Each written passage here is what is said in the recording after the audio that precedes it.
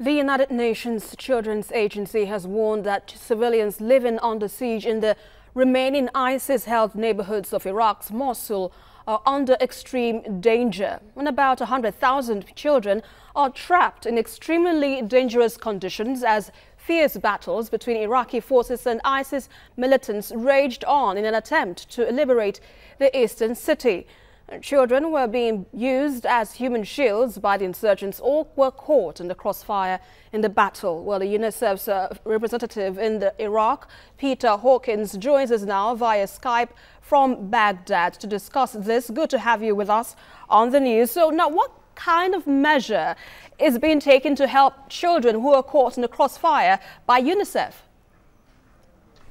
Thank you very much. And if I may, I would like to share my condolences with all Nigerians at the passing away of Dr. Babatunde Oshotiman, a great Nigerian and a great servant of all Nigerians, who died on Monday as the chief executive of UNFPA. And obviously we at UNICEF are very sad, and our condolences go out to all Nigerians.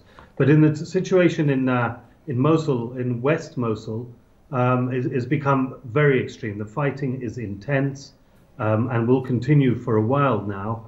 And there are about 100,000 children trapped inside. We don't know exactly how many are left.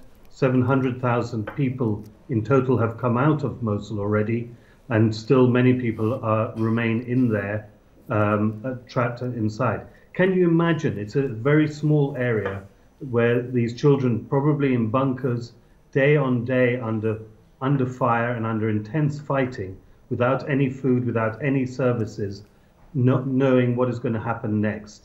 For those children who are able to flee, the crossfire at the front line is intense. Hundreds of them are being shot or maimed through mortar fire and either killed or badly injured and taken to hospitals nearby. Right, so what has been taken to help them? What has been done to help them now? So what we at UNICEF are doing alongside all our other partners is to, one, ensure that at the front line there are sufficient water and hygiene kits so anybody coming out are able to access services immediately. For those who then go to the camp, that we've got water, tents and all the facilities that they require.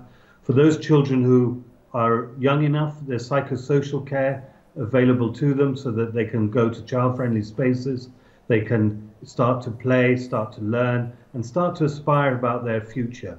But for those left inside, where we have no access, we implore all sides to respect international humanitarian law and try and protect those children and ensure that their long-term safety. All right, Peter, very oftentimes we realize that rules of engagement in terms of war are not always adhered to by both sides of the divide. What exactly do you think needs to be done at the moment so as to ensure that the lives of these children are not lost? A ceasefire?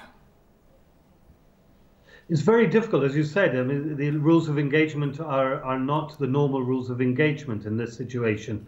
You have fundamentally a terrorist organization in control of an area with very little impunity. I mean, there's very little for them to worry about their future because they have very little left to gain from the situation. So for children, this is the worst case scenario. It's a war not of their making, and yet they are the victims of this war.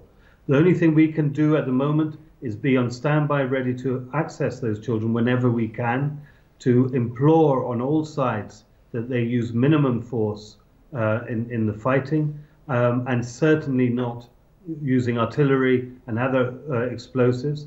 And as the fighting inches day by day, house by house, door by door, so that we can help salvage and save those children that come out. Now, you mentioned minimum force. Is that ever achievable, knowing the scale that the Western government is trying to, well, decimate ISIS? How do you think now this might hamper the fight against ISIS with what you just said? It has worked up until now. If you take eastern Mosul, it was The fighting took place over a rapid period of time. Many of the people stayed inside East Mosul. UNICEF, together with the Director of Education, were able to restart the schooling within 100 days of the fighting starting. The challenge now is to keep those services going: water services, educational services, health services. In West Mosul, in this pocket, this tiny pocket of the old city, the situation is much, much worse. The government are using minimal force. It is constraining their ability to move forward, but at the same time, the protection of children must remain paramount, and it is paramount in this case.